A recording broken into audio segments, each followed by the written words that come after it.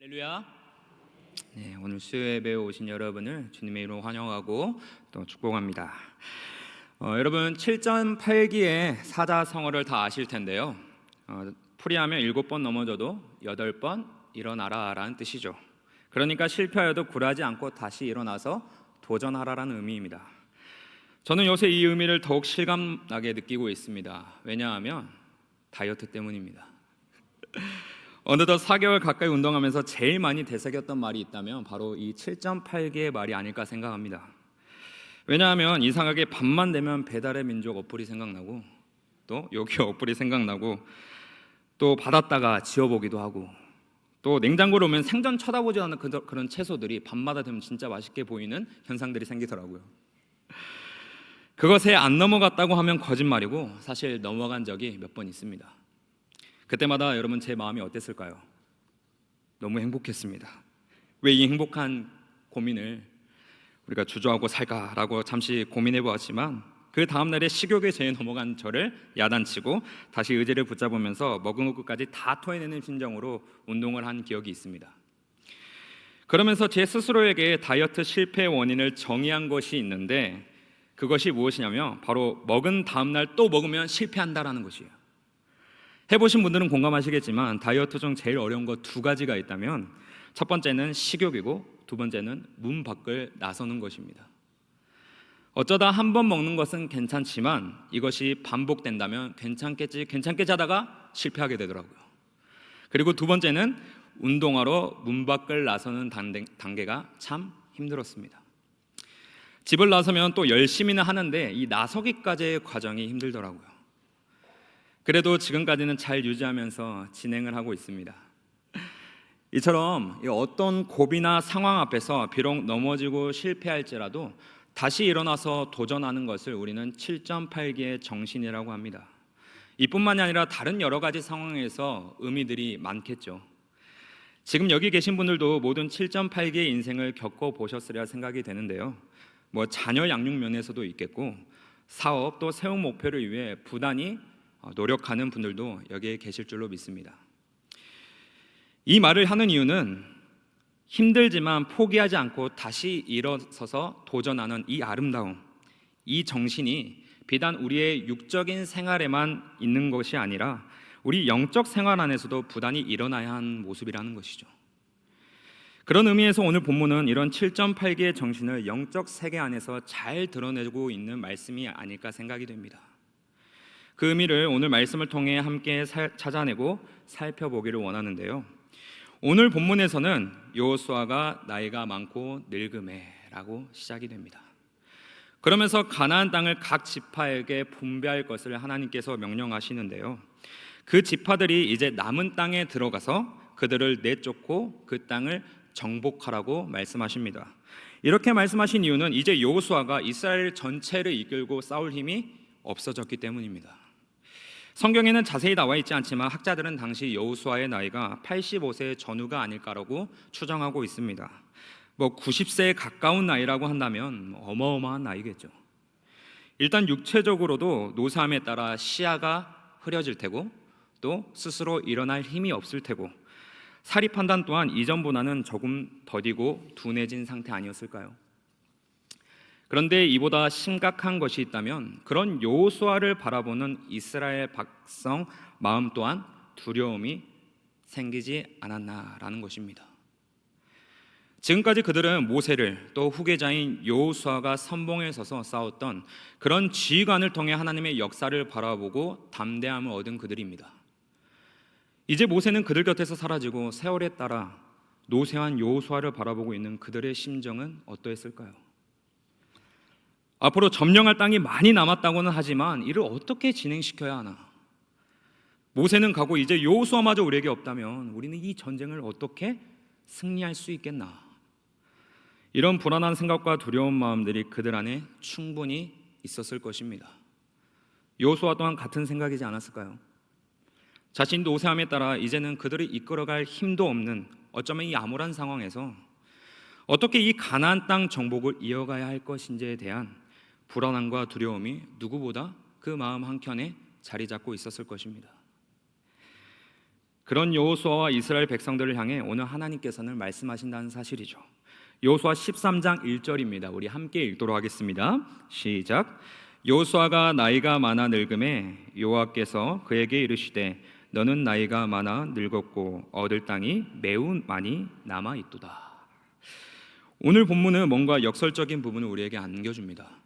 이 말씀을 바꿔서 여호수아가 나이가 늙음에 모든 땅을 차지하고 쉬었더라 라고 우리가 이해한다면 참 안정적인 결말이 될 것 같으나 하나님께서는 육체적으로 노쇠한 여호수아에게 계속해서 정복해야 될 땅이 남아있다라고 말씀하시죠.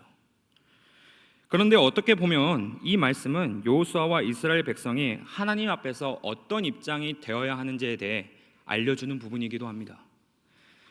어쩌면 이스라엘 백성들 가운데 이미 모세와 여호수아는 없으면 안 될 존재로 하나님의 역사를 이루어가는 그들의 행진 가운데 그들은 필연적으로 반드시 있어야 할 존재로 다가왔을지 모르겠습니다. 하지만 그런 생각과 마음 앞에 오늘 1절의 말씀을 다시 본다면 세월 앞에 장사 없다라는 말을 좀 잘 표현해주고 있는 말씀이기도 하죠. 인간의 한계점을 잘 전달해주고 있다는 것입니다. 영원히 이스라엘의 리더로 남아줄 것만 같던 모세도 그들 곁에서 떠나가고 여호수아 또한 이제 나이가 들어 전쟁에 나설 힘이 없어질 이 시기에 하나님께서는 각 지파별로 땅을 분배하라는 명령을 내리시죠. 가나안 정복 전쟁의 대세는 이미 이스라엘 쪽으로 기울였지만 이제는 각 지파가 남은 족속을 몰아내고 그 땅을 점령할 일이 남았다라는 것입니다. 아니 여호수아도 지금 노쇠한 마당에 다시 재정비를 거쳐 싸워야 되는 것 아닌가? 아니면 빨리 차기 후계자를 지명해 주셔서 명령을 우리에게 내려주셔야지 우리가 어떻게 리더 없이 싸울 수 있겠는가? 설상 나간다 하더라도 그게 승리할 수 있겠나? 이런 마음이 그들에게 있지 않았을까요? 그도 그럴 것이 이스라엘 백성들은 지금까지 모세와 여호수아라는 지도자를 통해 하나님을 바라보며 이곳까지 왔습니다. 그간 행진을 기억한다면 홍해를 건너고 사막에서 목을 축였으며 만나와 메추라기를 먹었고 또 여리고성과 아이성을 정복하며 태양이 멈추는 그런 기적까지 바라보면서 이 백성들은 지도자의 뒤를 따르며 여기까지 왔다라는 사실이죠. 그런데 하나님께서는 오늘 그들에게 명령하신 말씀의 이면을 살펴보자면 이제는 이스라엘 백성 그들이 하나님 자신을 바라보길 원하셨다라는 것입니다. 너희들이 따랐던 모세와 여호수아를 사용하여 하나님의 일을 펼쳐나간 것이지 모세를 위해 여호수아를 위해 행한 일들이 아니라는 것이죠. 결국 너희들이 따랐던 지도자들 또한 육신의 한계 앞에서 부딪히는 연약한 모습을 너희들이 보지 않았니? 그렇게 이제는 그 자리에서 앉아있을 것이 아니라 지금까지 너희를 이끄시고 보호하신 분 모세와 여호수아는 너희와 영원히 함께할 수 없지만 영원히 너희 앞에서 약속의 땅을 성취하시고 너희를 인도하실 분 그분은 오직 하나님 자신 한 분이시라는 것을 이스라엘 백성 가운데 선포하고 계신다는 것이죠. 우리 또한 가끔씩 대단한 오해를 하면서 살아갈 때가 있지 않습니까? 부르심을 받은 우리가 하나님께서 보내시는 곳 가운데 아름답게 쓰임을 받는 것이지 우리가 그 사역의 주체인 듯 본분을 망각할 때가 있다는 것입니다. 우리를 보내신 자리가 비단 여기 교회뿐이겠습니까? 각 가정으로 보내시고 또 일터로 보내시고 생업으로 보내시고 우리가 살아가는 모든 공간 가운데 하나님의 아름다움을 드러내는 자들로 보냄을 받은 자들이지 그것이 내 뜻대로 되지 않는다고 포기해버리고 불평하는 모습이 있지 않았는지 다시 한번 돌아봐야 할 것입니다. 그렇기에 모든 일을 합력하여 이루시고 성취하신 분은 하나님 한 분이시며 그 가운데 살아가는 우리 또한 그분의 일하심을 날마다 의지하고 바라보는 훈련이 필요하다는 것이죠. 그 의미가 오늘 본문 6절에서 더 정확히 드러나고 있는데요. 우리 여호수아 13장 6절의 말씀 우리 함께 읽도록 하겠습니다. 시작. 또 레바논에서부터 미스로봇마임까지 산지의 모든 주민 곧 모든 시돈 사람의 땅이라 내가 그들을 이스라엘 자손 앞에서 쫓아내리니 너는 내가 명령한 대로 그 땅을 이스라엘에게 분배하여 기업이 되게 하되. 우리는 여기서 전쟁을 주관하시고 싸우시는 주체를 누구인지 정확히 알고 넘어가야 됩니다. 내가 그들을 이스라엘 자손 앞에서 쫓아내리니 결국 하나님의 역사와 계획은 하나님 자신이 이루시며 홀로 싸우신다는 사실을 그들에게 알려주신다는 것이죠.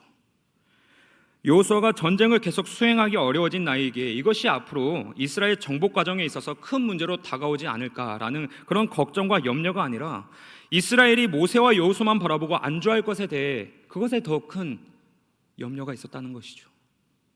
그들을 통해 홀로 일하시고 성취하시는 하나님 자신을 바라봐야 되는데 그렇지 못하는 이스라엘에게 오늘 말씀하신다는 사실입니다. 그렇기에 오늘 여호수아를 통해 분배의 명령을 내리시죠. 6절의 말씀에서 보았듯이 이 가나안 정복은 이미 하나님께서 승리하신 전쟁입니다. 그러니까 하나님께서 홀로 역사하시는 승리의 전쟁이기에 이스라엘은 그 말씀에만, 그 명령에만 따라서 의지하여 그 남은 땅을 점령하기만 하면 되는 것이죠. 하나님을 의지하고 그 순종의 발걸음을 걷는 믿음, 이것이 우리가 계속해서 여호수아를 살펴보고 있는 중심 주제이지 않습니까? 이 의미로 오늘날 우리의 영적 싸움으로 끌어온다면 우리 또한 이미 이긴 전쟁을 싸우고 있다는 믿음이 우리 안에도 절실히 필요하다는 것입니다. 그 믿음만 있으면 승리를 주신다는 것이죠. 그리스도께서 우리를 위해 죽으심과 부활하심의 사건이 여기에서 드러나지 않습니까? 우리의 모든 영적 전쟁은 그가 십자가에서 이미 승리하심으로 끝났으나 이미와 아직 사이에 놓여진 우리이기에 자신의 삶에서 다시 오실 예수님을 기대하는 마음으로 완성된 하나님의 나라를 꿈꾸고 우리가 살아내는 일이 우리가 지금 필요하다는 것이죠. 그 이유는 이미 승리했으나 아직 남아있는 죄의 자녀물이 우리를 쉽게 놓아주지 않기 때문입니다. 예수님께서도 십자가에 달리시기까지 얼마나 많은 유혹을 받았습니까? 왜 굳이 예수님 자신이 십자가에 못 박혀야 되는지, 승리하는 가운데서도 끝까지 십자가에서 내려오라는 그런 유혹들이 발목을 붙잡았다는 것이죠. 우리 또한 죄의 유혹에 넘어질 때가 참 많지 않습니까? 한 번, 두 번 그 죄의 맛에 익숙해져서 점점 무뎌지는 내 자신을 발견할 때가 있습니다. 하지만 그가 세상의 모든 죄를 지시고 대신하여 죽으심과 부활하심으로 완벽한 승리를 거두셨기에 우리 또한 넘어져도 다시 일어나 승리할 수 있는 믿음을 지녔다는 것이죠. 요한복음 16장 33절에서 예수님이 이렇게 이야기하십니다. 이것을 너희에게 이르는 것은 너희로 내 안에서 평안을 누리게 하려 함이라. 세상에선 너희가 환난을 당하나 담대하라. 내가 세상을 이기었노라. 아멘. 그렇다면 여전히 내 마음속에 남아있는 죄의 잔여물들이 우리를 건드린다면 우리는 어떻게 해야 될까요? 내가 이길 수 있을까? 뭐 또 이러다가 넘어지는 것 아닌가? 라는 이런 생각보다 설상 그 문제 앞에 깨지고 넘어질지라도 그때마다 세상을 이기시고 승리하신 그리스도를 바라보면서 이 또한 이미 이긴 승리의 전쟁이라는 것을 우리가 믿는다면 다시 일어서기만 하면 된다는 것입니다. 다시 일어서서 점령하기만 하면 된다는 것이죠. 그 확실하고도 담대한 승리의 고백을 통해 계속해서 우리의 안에 남아있는 죄를, 이 죄의 잔여물들을 정복하고 점령해 가면 된다는 것입니다. 왜 나한테만 이런 고난이 옵니까? 왜 시련이 옵니까? 넘어질 수밖에 없는 거 아닙니까? 이런 문제 앞에서 이제 저와 여러분의 믿음의 고백은 하나여야 합니다. 이미 이루시고 승리하신 전쟁이기에 세상의 방법과 수와 사람에게 매여 있지 않게 하시고 내 안에 믿음의 눈을 열어주셔서 넘어질지라도 다시 일어설 수 있는 은혜를 내게 허락하여 주시옵소서 라는 이 믿음의 고백이 오늘 저와 여러분의 삶 가운데 있기를 간절히 소망합니다. 사실 이 본문의 뒤에 여호수아의 유언에도 이 메시지들이 고스란히 담겨 있죠. 우리 여호수아 23장 1절부터 5절의 말씀 우리 길지만 함께 읽도록 하겠습니다. 시작. 여호와께서 주의 모든 원수들로부터 이스라엘을 쉬게 하신 지 오랜 후에 여호수아가 나이 많아 늙은지라. 여호수아가 온 이스라엘 곧 그들의 장로들과 수령들과 재판장들과 관리들을 불러다가 그들에게 이르되 나는 나이가 많아 늙었도다. 너희의 하나님 여호와께서 너희를 위하여 이 모든 나라에 행하신 일을 너희가 다 보았거니와 너희의 하나님 여호와 그는 너희를 위하여 싸우시니시니라. 보라, 내가 요단에서부터 해 지는 쪽 대해까지의 남아있는 나라들과 이미 멸한 모든 나라를 내가 너희를 위하여 제비 뽑아 너희의 지파에게 기업이 되게 하였느니라. 너희의 하나님 여호와 그가 너희 앞에서 그들을 쫓아내사 너희 목전에서 그들을 떠나게 하시리니 너희의 하나님 여호와께서 너희에게 말씀하신 대로 너희가 그 땅을 차지할 것이라. 아멘. 여러분, 오늘 우리가 읽은 말씀과도 참 유사한 그런 말씀 아닙니까? 이것이 우리에게 전해주는 바가 무엇을 의미하겠습니까? 왜 이 말씀이 여호수아는 24장의 긴 말씀 중에서 중간과 마지막에서 거듭 이야기하고 있을까요? 지금까지 하나님의 살아계심을 눈으로 체험했던 이 여호수아가 그의 말년에 이스라엘 백성을 향해 마지막으로 남기고 싶었던 말은 결국 모든 것은 하나님께서 우리를 위해 홀로 싸우시고 이루셨다는 사실입니다. 너희 하나님 여호와께서 너희를 위해 싸우시고 너희를 위해 모든 일을 성취하셨다는 사실을 다시 한번 그 백성 가운데 선포하고 싶었던 그의 마음 아니었을까요? 그도 결국 육신의 한계를 이길 수 없는, 때가 되면 그저 생물학적 현상에 따라 죽을 수밖에 없는 연약한 존재이기에, 그러므로 모세가 중요한 것이 아니고 여호수아가 중요한 것이 아니라 지금까지 너희를 인도하셨고 현재도 너희와 함께 하시며 앞으로도 영원히 너희를 인도해 주실 그 임마누엘의 하나님을 의지하고 사랑하라라는 것입니다. 그리고 이것은 오늘날 우리에게 어떤 말씀으로 다가옵니까? 누구에게나 죽음이라는 한계를 지녔기에 끝까지 책임질 수 없는 우리이지만 그것을 뛰어넘으시고 부활하시어 진정한 임마누엘의 의미로 우리에게 찾아오신 예수 그리스도께서 영원히 우리와 함께 하시고 붙드시고 인도하신다는 사실이죠. 이 땅에서 소유로 얻을 것들, 내 것이라고 생각한 것들, 이것이 진짜라면 끝까지 책임지고 품에 안고 가야겠죠. 하지만 그렇지 못하기에 사라지는 것에 우리가 의지하는 것이 아니라 이제는 영원히 소유할 하나님의 나라를 마음에 품고 이미 이루신 그분의 승리의 통치 가운데 견고히 서서 그 확신으로 말미암아 우리의 남은 믿음의 여정 가운데 담대히 승리로 선포하시는 저와 여러분이 되시길 원합니다. 오늘 이 말씀이 우리가 살아가는 평생의 삶 가운데에서 오직 예수 그리스도만 우리를 인도하시고 보호하시고 친히 우리의 임마누엘이 되신다는 사실을 다시 한번 기억하면서 세상 가운데 복음으로 담대히 승리하시고 선포하시는 동산의 모든 권속들이 되기를 예수님의 이름으로 간절히 소망합니다. 함께 기도하겠습니다.